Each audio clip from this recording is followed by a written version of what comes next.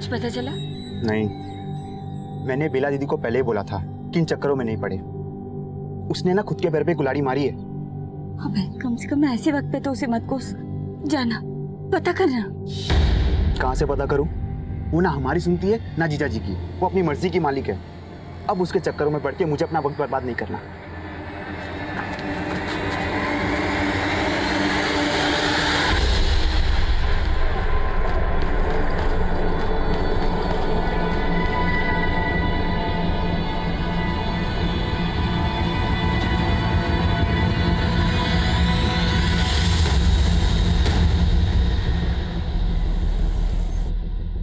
Jain sir. Sir इन्होंने सुबह 5 बजे इस लड़की को यहाँ पे देखा था और सर इसके मुंह और दोनों पैर बंधे हुए थे सर।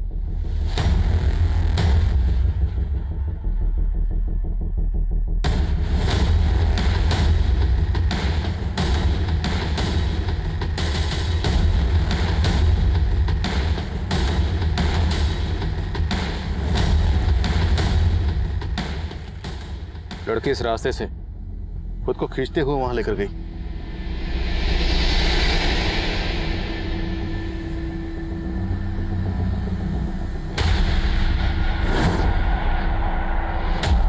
इस जगह को देख के लग रहा है यहाँ पे ज्यादातर लोग पीने वाले या फिर जुआ खेलने वाले आते होंगे। और वो लड़की यहाँ क्या करने आई होगी?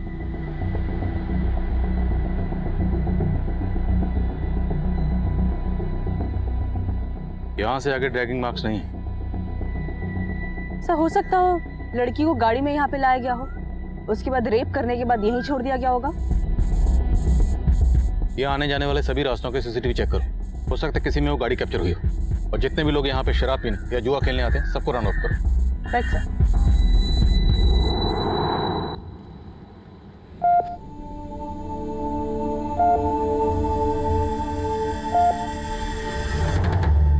सर लड़की की कंडीशन बहुत ही ज्यादा क्रिटिकल है। उसके साथ गैंग रेप हुआ है सर। सिर्फ गैंग रेप ही नहीं बल्कि बहुत ब्रूटली उसको टॉर्चर भी किया गया है। उसकी बॉडी पर जगह जगह उसको ब्लेड से काटा गया है और उसी घाव पर लाल मिर्च का पाउडर डालकर उसको तड़पाया गया है। उसकी बॉडी को सिगरेट बट से जगह जगह जलाया गया है, यहाँ तक कि प्राइवेट पार्ट को भी। सर ऐसी जख्मी हालत में बार बार उसके साथ बलात्कार हुआ है। उसकी बॉडी पर सिरिंज के मार्क्स मिले हैं और उस सिरिंज के थ्रू उसकी बॉडी में ड्रग्स इंजेक्ट किए गए हैं। सर ये सब सुनकर तो लग रहा है कि क्रिमिनल्स की लड़की के साथ कोई गहरी दुश्मनी रही होगी और इसी वजह से उसे इतना ब्रूटली टॉर्चर किया गया। लेकिन फिर भी लड़की की हिम्मत तो देखो। इस लड़की के साथ इतना कुछ हुआ, इसके बावजूद वो लड़की खुद को तकरीबन 40 मिनट तक ड्रैग करके हाईवे तक पहुंची।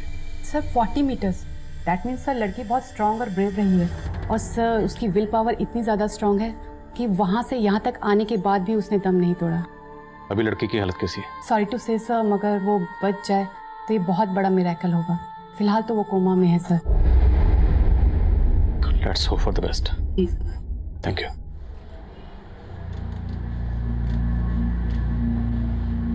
सर ये रास्ता उसी एरिया की तरफ जाता है जहाँ पे हमें उस लड़की के ड्रैगिंग मार्क मिले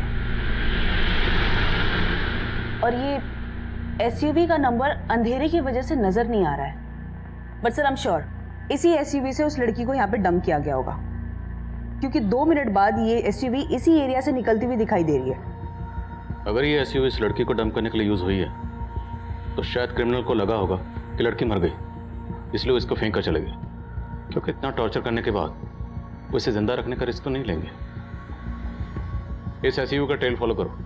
यहाँ आने जाने वाले जितने भी रास्ते हैं, जहाँ पर भी सीसीटीवी है, सबकी फुटेज चेक करो। हो सकता है किसी सीसीटीवी में ये एसयूवी कैप्चर हुई। Okay sir.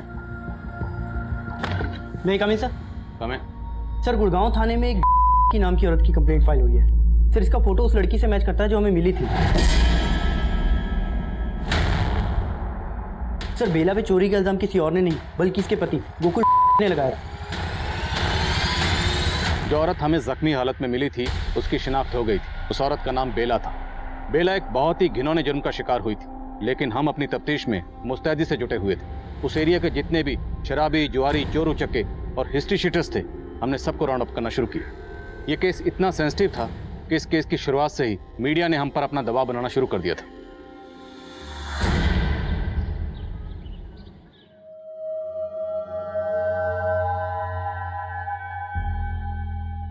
पापा, माँ ने आपको मना किया था ना दारू पीने, और फिर भी आप ए चुप, बढ़िया ही माँ वाली। तूने ही उसको मदद की ना जेवर और पैसे चुराने में।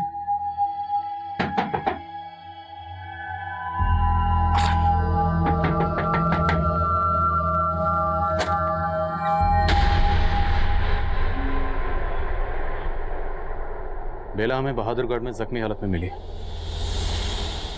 और उसके साथ गैंग रेप हुआ। क्या रेप? हमारी बीवी के साथ इतना कुछ हो गया और तुम उस पर चोरी का इल्जाम लगा रहे हो। साहब वो मत करो। तुम गुड़गांव पुलिस के पास उसकी मिसिंग कंप्लेंट लिखवाने गए थे और अब उस पर चोरी का इल्जाम भी लगा रहे हो। साहब मैं मानता हूँ कि बेला पर मैंने चोरी का इल्जाम लगाया, क्योंकि कुछ महीनों पहले जब हम अलग हुए थे तब वो यहाँ से पैसे और गहने लेकर जाने की कोशिश कर रही थी।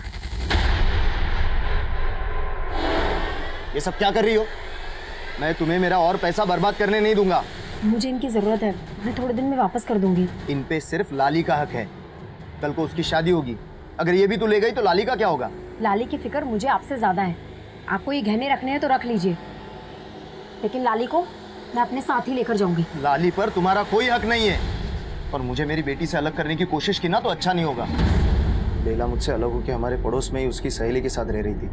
अभी 2 दिन पहले ही मैंने देखा घर से गहने और 25,000 रुपये गायब है। तब मुझे लगा कि ये सब वो लेके गई होगी। फिर मैं सविता के घर गया, उसकी सहेली के, लेकिन सविता के घर को ताला था और बेला का फोन भी बंद आ रहा था। फिर मैंने सविता को फोन किया। हेलो हेलो सविता, बेला कहाँ है? मुझे नहीं मालूम, मैं तो मेरे भाई के आई हूँ पिछले 2 दिन से। बेला का कहीं भी पता नहीं लग रहा था। साहब मैं तो उसकी शिकायत लिखवाने गया था लापता होने की, पर गुड़गांव पुलिस वाले मुझ पर भरोसा ही नहीं कर रहे थे कि बेला गायब हो सकती है। भरोसा नहीं किया था मतलब? बेला और मैं पहले भी उनकी जाति बर्दाश्त कर चुके हैं। 1.5 साल पहले भी उस पर रेप हुआ था, पर तब भी उन्होंने हमारी कोई सुनवाई नहीं की थी। बेला का रेप हुआ था? हाँ साहब, और किसी और ने नहीं किया था, कांस्टेबल ललित शर्मा ने किया था। बेला ललित शर्मा के घर साफ सफाई का काम करती थी।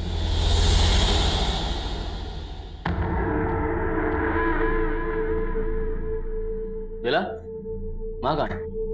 जी वो बाहर गई है।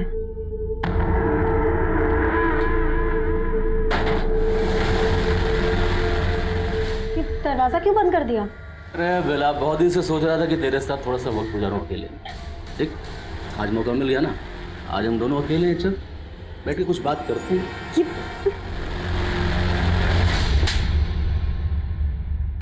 तेरी तूने मेरे ऊपर हाथ उठाया? बेला ने मुझे उस बारे में बताया तो हम पुलिस स्टेशन गए, लेकिन उन्होंने हमारी एफआईआर नहीं लिखी, हमें थाने से बाहर निकाल दिया। हम हिम्मत करके एसीपी साहब को मिले, उन्होंने हमारी एफआईआर तो लिखी, पर हम गरीबों को कहाँ इंसाफ मिलता है साहब। हम कुछ साबित नहीं कर पाए, क्योंकि बेला की एफआईआर लिखने में देरी हो गई थी। लेकिन फिर बेला ने कहा कि हम हाईकोर्ट तक जाएंगे। आप लोग समझाइए ना बेला को, पहले ही थाने और कोर्ट के चक्कर काट काट के हम परेशान हो चुके हैं, और अब ये हाईकोर्ट जाने का बोल रही है। कहाँ से लाऊंगा मैं कोर्ट कचहरी का खर्चा? मैं कैसे भी इंतजाम कर लूंगी, लेकिन जब तक उस ललित को अंदर नहीं करवा देती मैं चैन से नहीं बैठने वाली। पर दीदी, पहले उस सब चीज की वजह से हमारी काफी बदनामी हो चुकी है, और अब तो मैं उसी बदनामी का दाग धोने की कोशिश कर रही हूँ बाबू। अगर मैंने अपनी आवाज नहीं उठाई ना तो सब लोग यही सोचेंगे कि मैंने ललित पे झूठा इल्जाम लगाया था। लेकिन दीदी, बस बाबू, मैं अपनी लड़ाई जरूर लड़ूंगी, पर चाहे आप लोग मेरा साथ दो या ना दो। उन्हीं बातों से नाराज होकर वो मुझसे अलग हो गई, लेकिन ये बात एकदम सच है साहब। 1.5 साल पहले भी उसका रेप हुआ था, और अब बेला की हालत कुछ ठीक नहीं है गोकुल। साहब जरूर इस बार भी उस ललित शर्मा ने उसके साथ ये सब किया होगा, क्योंकि वो उसको अंदर करवाना चाहती थी। इसी डर से मैं उसको मना करता था कि ये सब ना करे। बेला अपनी जिस फ्रेंड सविता के साथ रहती थी उसका फोन नंबर और एड्रेस दीजिए। जी साहब।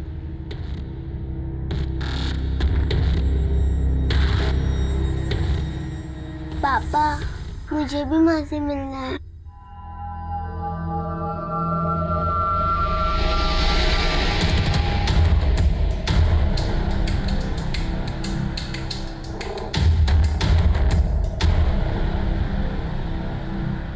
हाँ समय।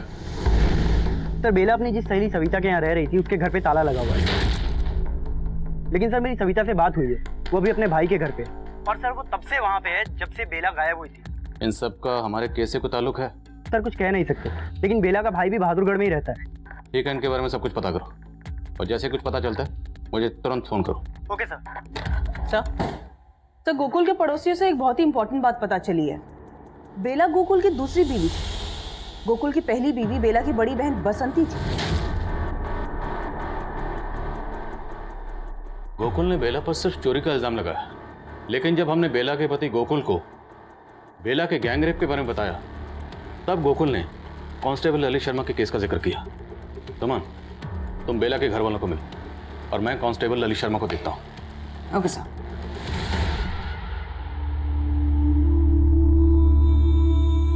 पापा, ये सब क्या लगाया है माँ को? माँ बोलेगी कैसे?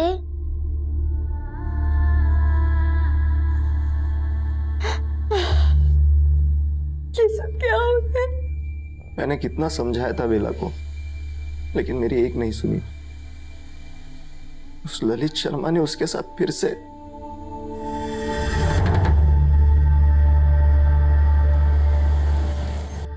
सर जी मैं जानता हूँ आप क्या सोच रहे हो, लेकिन सर मैं साफ कर देता हूँ कि जो कुछ भी बेला के साथ हुआ ना, इससे मेरा कोई लेना देना नहीं है।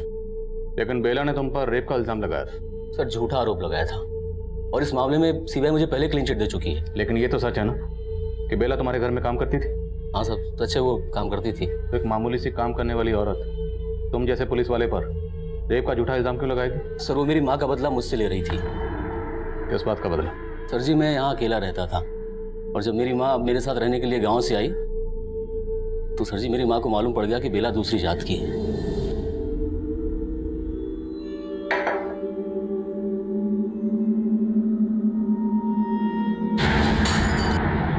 अरे माँ, ललित तू पागल है जो इस जात वाली को अपने घर काम पर रखा है? इसके हाथ का खा के क्यों अपना धर्म भ्रष्ट कर रहा है? माँ कैसी बात कर रही है?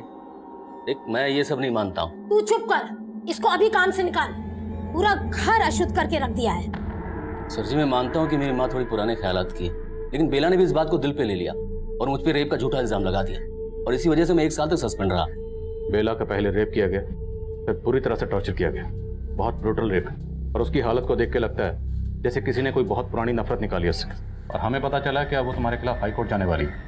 तो कैसी डर की वजह से तुमने बेला? नहीं सर, सर जी मैंने ऐसा कुछ नहीं किया, मेरी बात का विश्वास कीजिए।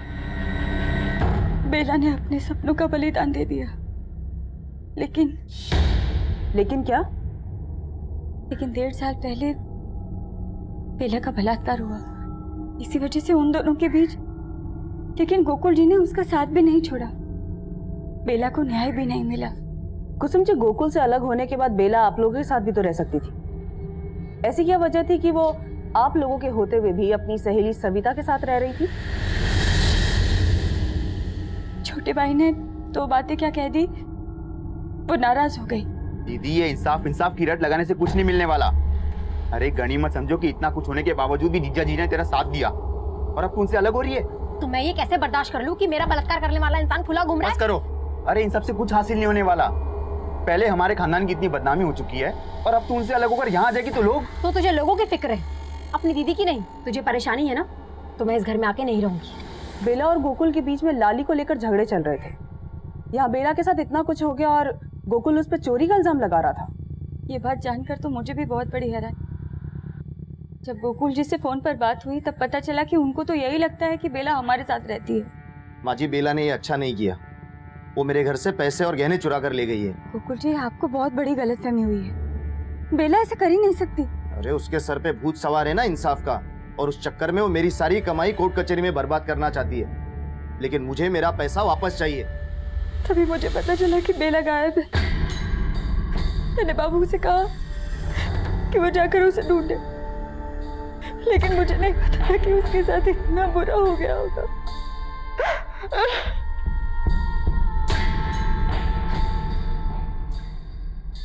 Excuse me sir.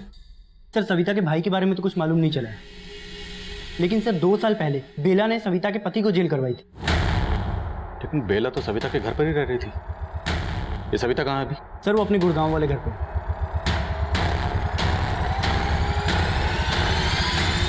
साहब मेरा पति जगदीश रोज दारू पी के मुझे पीटता था। बेला की वजह से ही मेरा पीछा छूटा उससे। जबान लड़ाती है तू। तेरे को सुनाई नहीं देता? पीछे हट, हाथ नहीं लगाने का। ए तू होती कौन है मियां बीवी के झगड़े के बीच में बोलने वाली? बहुत मत लगा उसको, समझा ना? ए यार साहब फिर बेला ने पुलिस को बुलाया और जगदीश को पुलिस वाले लेकर चले गए। लेकिन हमारी बस्ती में मेरे जैसी बहुत सारी औरतें हैं जिसके पति रोज रात को दारू पी के मारते हैं और बेला ने हम सबको एकजुट किया। हमें अपने आत्मसम्मान की रक्षा खुद करनी है। हम माँ बाप का घर छोड़ के पति के घर इसलिए नहीं आते कि उनकी मार सहे, और इन सब की जड़ है ये शराब। सबसे पहले हमें ये शराब बंद करानी होगी ताकि हमारी बस्ती का कोई भी मर्द शराब ना पी सके।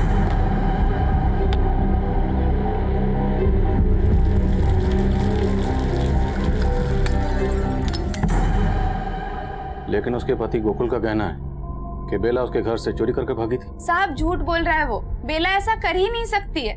जब बेला मेरे साथ रहती थी तो उसका पति यहाँ पे भी उसे परेशान करने आ जाया करता था। माँ हम सब साथ में कब रहेंगे? पापा ने बोला था अब तुम मेरी माँ नहीं हो। बेटा तू बिल्कुल चिंता मत कर, मैं बहुत जल्दी ना तुम्हें अपने पास ले आऊंगी। सपने देखना बंद कर दे तू। और तुमसे कहा था ना यहाँ मत आया करो। और तू मेरी बेटी को भड़काना बंद कर दे। चल बेटा। साहब माना लाली बेला की सगी बेटी नहीं है, लेकिन लाली को बेला से ज्यादा कोई प्यार नहीं कर सकता साहब। हमें बेला बहादुरगढ़ में मिली और हमें पता चला कि बहादुरगढ़ में ही आपका भाई रहता है। तो क्या उस रात बेला बहादुरगढ़ में आपसे मिलने आई थी? नहीं साहब, मैंने बेला को आखिरी बार यहीं गुड़गांव में देखा था। सविता हाँ मैं निकलती हूँ, मुझे आने में देर हो जाएगी। अच्छा सुनना, चाबी लेते हुए जा, मेरे भाई की तबीयत ठीक नहीं, मुझे उसके घर जाना पड़ेगा। ठीक है चल मैं निकलती हूँ। हाँ। बेला बहादुरगढ़ में किससे मिलने गई होगी, आपको कुछ अंदाजा है? नहीं साहब, मुझे इस बात का कोई अंदाजा नहीं है।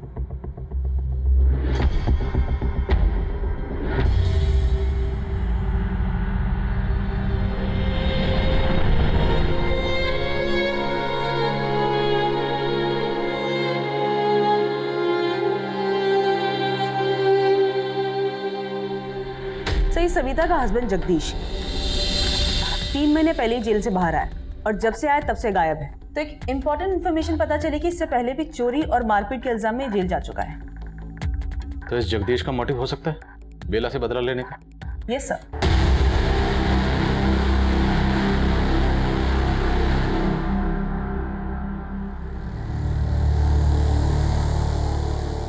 इस जगदीश के लिए लुकआउट नोटिस जारी करो।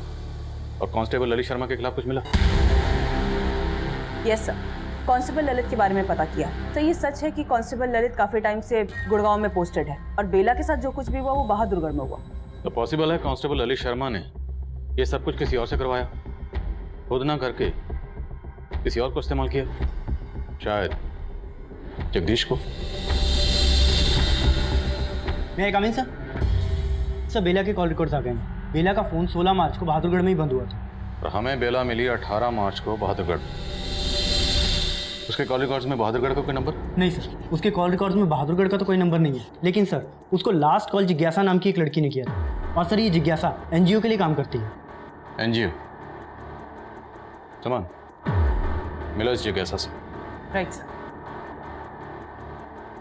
एसयूवी की कोई लीड? सर वो एसयूवी एक दूसरे सीसीटीवी फुटेज में कैप्चर हुई है, लेकिन सर उसमें भी उसका नंबर साफ नहीं दिखाई दे रहा। तो और फुटेज चेक करो।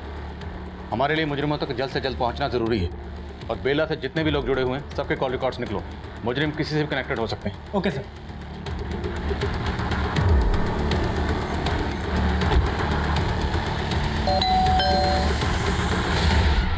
जिज्ञासा जी मैडम, मैं बेला से 3 महीने पहले मिली थी। मुझे पता चला था कि उसने कांस्टेबल ललित के खिलाफ रेप केस फाइल किया था और मैं उसकी मदद करना चाहती थी। देखो बेला, मैं जानती हूँ तुम ललित के खिलाफ आरोप साबित नहीं कर पाई। तुम चाहो तो हाई कोर्ट में उसके खिलाफ केस कर सकती हो।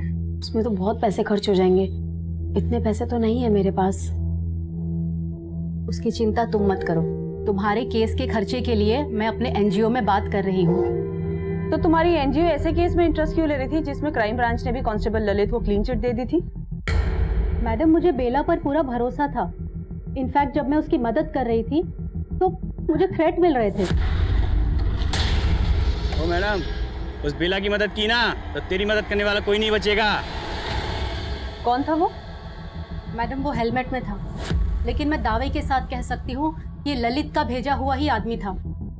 मैडम ललित ही नहीं, बेला को परेशान करने वाले और लड़के भी हैं। कौन थे वो लड़के? अरे रेप क्वीन, चलती है क्या 500 में 2 घंटा?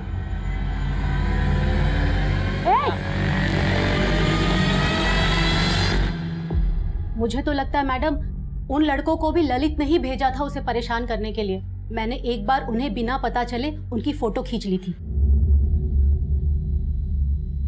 मैं इनके खिलाफ भी जाना चाहती थी, लेकिन तभी बेला के साथ ये सब हो गया। बेला हमें बुरी तरह से जख्मी हालत में बहादुरगढ़ में मिली। 16 मार्च को वहां पे उसका फोन भी ऑफ हुआ था और उसके फोन पे लास्ट कॉल तुम्हारे नंबर से थी। बेला, एक गुड न्यूज़ है, तुम्हारे केस के लिए एक अच्छा लॉयर मिल गया है। हमें तुरंत चल के उसे मिलना चाहिए। ठीक है मैडम। लेकिन मैडम तब उसने मुझे बताया ही नहीं कि वो बहादुरगढ़ में थी। मैं तो अगले हफ्ते उसे लॉयर से मिलाने जाने वाली थी। लेकिन मैडम अब भी मैं उसकी लड़ाई लड़ूंगी, उसे इंसाफ जरूर मिलना चाहिए। हमने कुछ नहीं किया था, हमने कुछ नहीं किया। तुम लोगों ने क्या किया है ना, वो बेला की हालत बता रही है। रेप करने के लिए बोल रहा था ना उसको? नहीं साहब, नहीं साहब, हमने ऐसा कुछ नहीं किया साहब। वो तो हमें लगा उसने झूठा रेप केस पैसों के लिए फाइल करा था, इसलिए बस पैसा दिखा के उससे पूछ लिया था, लेकिन हमने उसके साथ कुछ नहीं किया साहब। सर यकीन कीजिए सर। इन लड़कों के बारे में पता करो, इनका जगदीश या ललित से कोई कनेक्शन है या नहीं। Okay sir.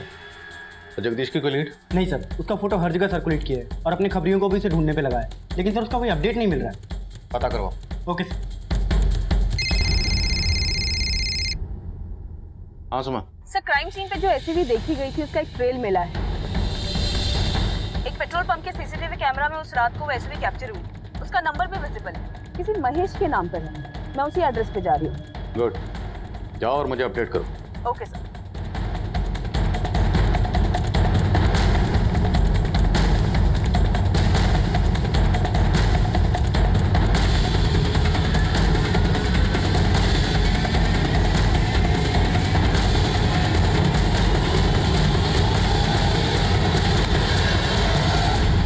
महेश आपका नाम है? जी महेश हमारा ही नाम है। आपकी गाड़ी का ये नंबर हमें एक एसयूवी कार पे मिला और वो एसयूवी कार एक बेला नाम की लड़की के रेप में इस्तेमाल किया गया था। 1 मिनट, ये नंबर हमारी गाड़ी का है, तो फिर एसयूवी पर ये नंबर कहाँ से आ गया? यही तो बात मेरी समझ में नहीं आ रहा है कि रेपिस्ट ने एसयूवी पे ये नंबर क्यों लगाया। कहीं आप तो कुछ नहीं छुपा रहे हैं? हाँ मैडम जी, मैं कुछ ना छिपा रहा।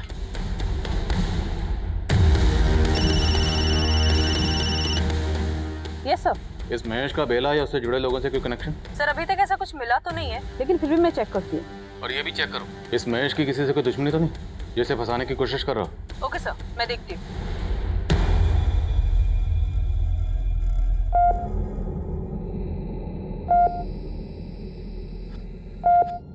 नानी, माँ ठीक कब होंगी? मुझे उनसे बात करनी है। तुम्हारी माँ जल्दी से ठीक हो जाएगी। वो ऐसे ही हार मानने वालों में से नहीं है। देखना, वो अपनी लड़ाई जरूर जीतेगी।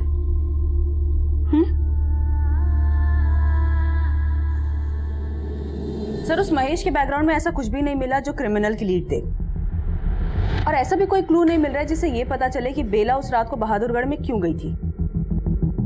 ये सविता भी तो उस रात बहादुरगढ़ में थी अपने भाई के घर पर, और सविता के पति जगदीश का बेला से इशू भी था।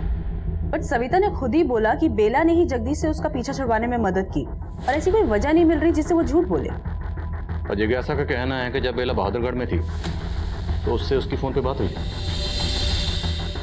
यस सर, और जिज्ञासा की बातों से ये लग रहा है कि जब लास्ट टाइम उसकी बेला से बात हुई थी तब वो एकदम सही सलामत थी। तो बेला उस रात बहादुरगढ़ में क्यों गई होगी, कहाँ गई होगी? सर एक और बात है जो खटक रही है।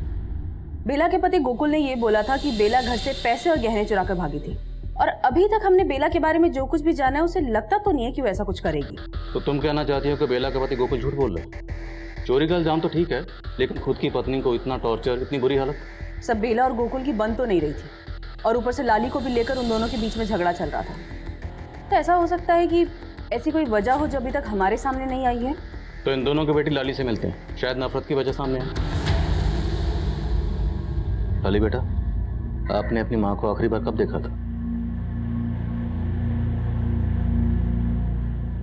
डरो मत, बोलो। काफी दिन पहले। काफी दिन पहले मतलब क्या उस दिन 16 मार्च थी? कुछ याद है आपको? अच्छा, जब आपने अपनी माँ को आखिरी बार देखा था, क्या उस दिन आपकी माँ का और पापा का आपस में झगड़ा हुआ था? वो दोनों का हमेशा झगड़ा होता था। किस बात को लेकर झगड़ा होता था? इतनी छोटी बच्ची के सामने शराब पीते हुए आपको शर्म नहीं आती? लाली को मैं एक पल भी यहाँ रुकने नहीं दूंगी। चल लाली यहाँ से। फिर पापा ने माँ को बहुत मारा और घर से बाहर लेके गए। साहब, वो सब तो पुरानी बातें हैं। तेरे जख्म भी काफी पुराने लगते हैं। अब तो बोलेगा या तुझे नए जख्म दे? बोल, बेला के साथ क्या किया तूने? नहीं साहब, मैंने कुछ नहीं किया उसके साथ, और उस दिन तो मैं नशे में था। हाँ, माना कि मैंने उसका साथ छोड़ दिया, पर उसकी लड़ाई लड़ने में सबसे पहले मैं उसके साथ खड़ा था, और उसके साथ ऐसा करने का मैं सपने में भी नहीं सोच सकता साहब। बेला किसी अपने की नफरत का शिकार हुई थी या किसी गैर की, यह तय कर पाना आसान नहीं था। हालांकि कांस्टेबल ललित शर्मा इस केस का स्ट्रॉन्ग सस्पेक्ट था, लेकिन उसके खिलाफ हमें कुछ नहीं मिला। तभी हमने खबरियों की मदद से सविता के पति जगदीश को हिरासत में लिया।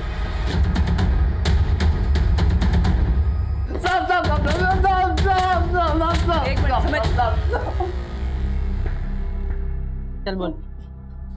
मैडम, मैं मानता हूँ कि उसने मुझे अंदर करवाया, लेकिन आप मेरा विश्वास कीजिए, मैंने कुछ नहीं किया मैडम। जगदीश एक ऐसा मुजरिम था जिससे सच उगलवाना आसान नहीं था, पर तभी हमें इस केस का एक और पहलू पता चला।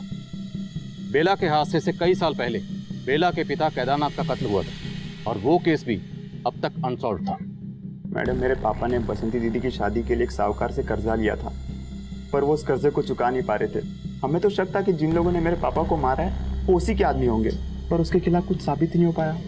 बेला के भाई बाबू के बयान की बुनियाद पर हमने केदारनाथ मर्डर केस को बारीकी से स्टडी किया, और उससे हमें कुछ नहीं मिला। दरअसल उस वक्त मुजरिमों ने जिस एसयूवी का इस्तेमाल किया था, उस एसयूवी के अलावा हमारे पास और कोई लीड नहीं, और एसयूवी पर जिस महेश नाम के शख्स की गाड़ी का नंबर इस्तेमाल हुआ था, उस महेश की बैकग्राउंड में भी हमें ऐसी कोई बात पता नहीं चली जिससे हमें इस केस में कोई लीड मिल पाती।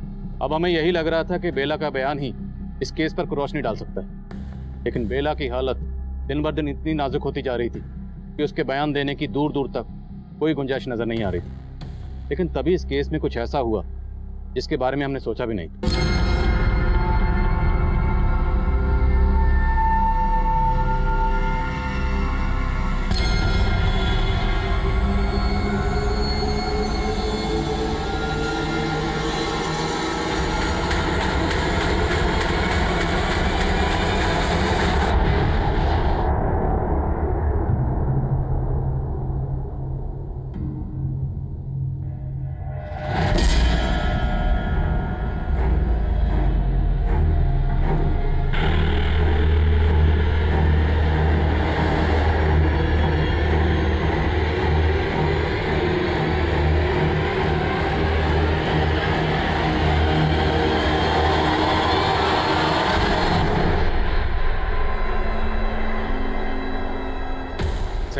यहाँ बेला की जान जा सकती थी और तुम्हें चाय पीने की पड़ी थी।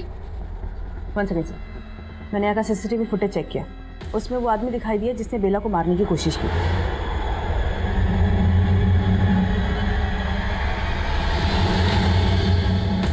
सर, ये लड़का, इसने वार्ड बॉय के कपड़े जरूर पहने हैं, लेकिन ये हमारे यहाँ काम नहीं करता।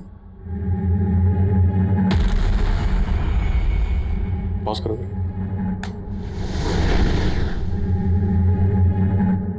आप लोग जानते हैं सर? शायद कहीं देखा हो। नहीं साहब, हम नहीं जानते इसको। ये जो भी है पक्का उन क्रिमिनल से कनेक्टेड है जिन्होंने बेला का गैंग रेप किया। वो लोग नहीं चाहते कि बेला रिकवर करे और उनके खिलाफ बयान दे, इसलिए बेला को मारने की कोशिश की गई। सर वो आदमी हॉस्पिटल के बाहर के सीसीटीवी फुटेज में भी दिखा है। उस फुटेज में भी वो हॉस्पिटल की तरफ पैदल ही आता हुआ दिखाई दे रहा है। पक्का वो यहाँ किसी व्हीकल पर आया होगा। हॉस्पिटल के आसपास पता करो और ध्यान रहे मीडिया को इस बात की भनक बिल्कुल नहीं लगनी चाहिए कि बेला पर अटैक हुआ और वो बच गई। इससे क्रिमिनल अलर्ट हो जाएंगे। उन्हें वही लगने दो वो जो करना चाहते थे उन्होंने कर ली। और ये भी चेक करो कि इस आदमी का कोई क्रिमिनल रिकॉर्ड है या नहीं। Okay sir. पराग भैया काम हो गया? एकदम हो गया।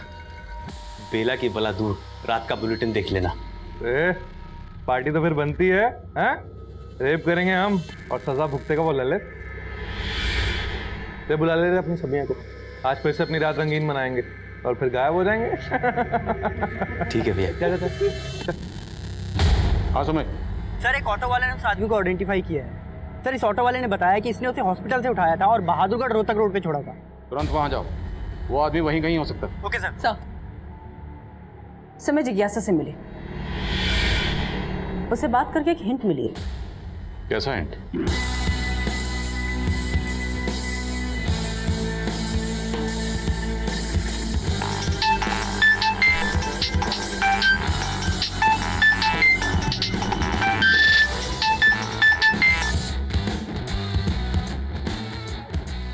हेलो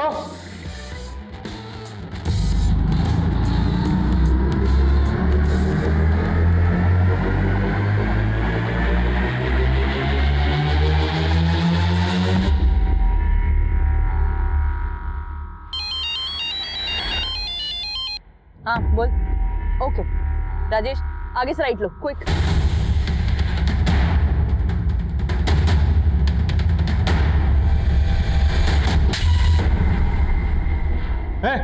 चल तू तो कहता वो लड़की मर गई है, क्या जिंदा है वो? हा? तो फिर अब क्या करेंगे? अब क्या करेंगे? अब विश्वा को हमारे लिए कुर्बानी देनी पड़ेगी। क्यों?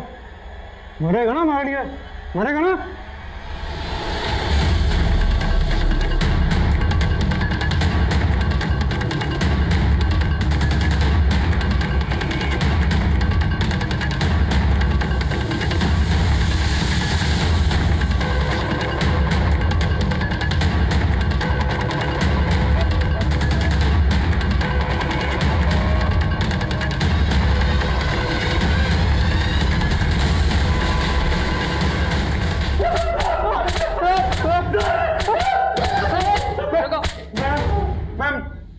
मैडम ये विश्व हमारा दोस्त जरूर है, लेकिन हमने उस लड़की के साथ कुछ नहीं किया।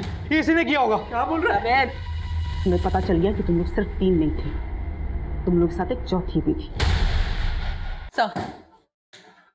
सर मैं जिज्ञासा से मिली, उसे बात करके एक हिंट मिली। कैसा हिंट? जिज्ञासा ने पहले ये बोला था कि जिस आदमी ने उसे लाइफ थ्रेट दिया था वो हेलमेट में था। ओ मैडम उस बेला की मदद की ना तो तेरी मदद करने वाला कोई नहीं बचेगा। इसीलिए उसका चेहरा नहीं देख पाई और इस वजह से उसने स्केच बनवाने से भी मना कर दिया। अच्छा जब अभी मैंने जिज्ञासा को उस आदमी की फोटो दिखाई जो हमें हॉस्पिटल के सीसीटीवी में मिला, जिज्ञासा तुमने मुझे एक बार बताया था कि किसने तुम्हें लाइफ थ्रेट दिया था, तो क्या ये वो आदमी यही है, ये वाला? शायद हाँ मैडम ये वही आदमी है। तो पहले तो सर वो उसको देख के चौंक गई और फिर बाद में उसने एकदम कंफर्मेशन के साथ कहा कि हाँ ये वही आदमी है जिसने मुझे धमकी दी थी। तेरे ऊपर शक होते ही हमने तेरा फोन सर्विलेंस पे डाल दिया था और जैसे ही तूने पराग को फोन किया तो पकड़ी गई। हेलो बेला बच गई बेवकूफ, लेकिन अब अगर विश्वा बच गया तो हम दोनों मरेंगे।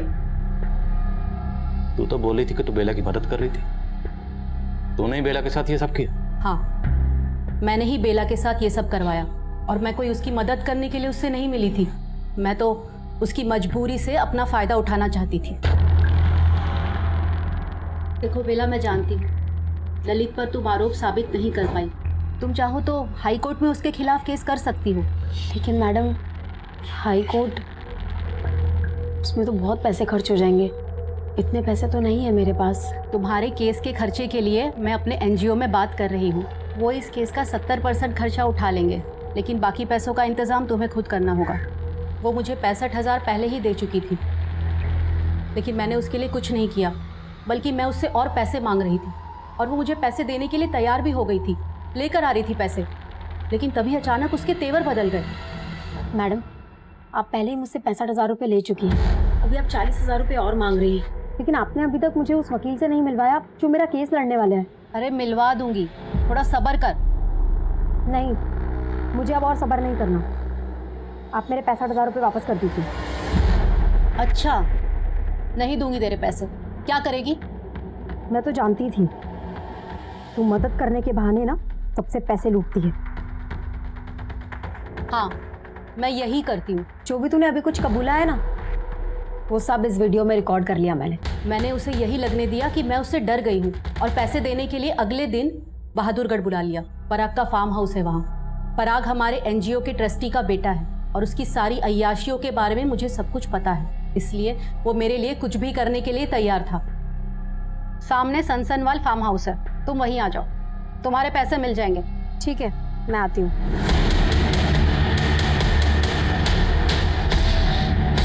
हमें लगा कि वो मर गई है, इसीलिए हमने उस रात उसे वहाँ पे फेंक कर चले गए, लेकिन बाद में मालूम पड़ा कि वो जिंदा है। और उसके बाद तुम लोगों ने उसे मारने की कोशिश की, लेकिन अब तुम तीनों हमसे नहीं बचने वाले। उठो इसे। खुद एक औरत होते हुए दूसरी औरत को जहन्नम में धकेल दिया, सिर्फ इसलिए क्योंकि वो तुमसे अपना हक मांग रही थी। और ये सब करके तुम उसे उसकी औकात दिखाना चाहती थी। तुझे तेरी औकात हम दिखाएंगे इस जेल में। बेला के मुजरिमों को तो हमने सलाखों के पीछे पहुंचा दिया, लेकिन बेला अब भी जिंदगी और मौत की लड़ाई लड़ रही थी, जैसे वो हमेशा अपने हक के लिए लड़ती आई थी। और डॉक्टर्स के मुताबिक बेला का यही जज्बा, यही विल पावर उसके जिंदा रहने की वजह बनी थी। लेकिन शायद बेला से एक चूक हुई थी। बेला को बहुत पहले इस बात का एहसास हो गया था कि जिज्ञासा उसके साथ फरेब कर सकती है, इसलिए बेला ने उसके खिलाफ सबूत भी जुटा लिए थे। लेकिन इसके बाद भी बेला पुलिस के पास मदद मांगने नहीं गई। क्यों? जब बेला ने कांस्टेबल ललित शर्मा पर रेप का इल्जाम लगाया था, उस वक्त पुलिस ने बेला की कोई मदद नहीं की थी। तो क्या इसी वजह से बेला का पुलिस पर से भरोसा उठ गया था? ये तय कर पाना हमेशा मुश्किल होगा, क्योंकि ललित शर्मा केस अभी भी अनसॉल्व्ड है। लेकिन बेला का भाई बाबू बेला की अधूरी लड़ाई लड़ने की कोशिश कर रहा है। अब मैं आदिल खान आपसे इजाजत लेता हूँ। आपसे फिर मुलाकात होगी एक और नए केस के साथ। तब तक देखते रहिए क्राइम पेट्रोल 10 तक। मकसद बताना नहीं, बचाना है।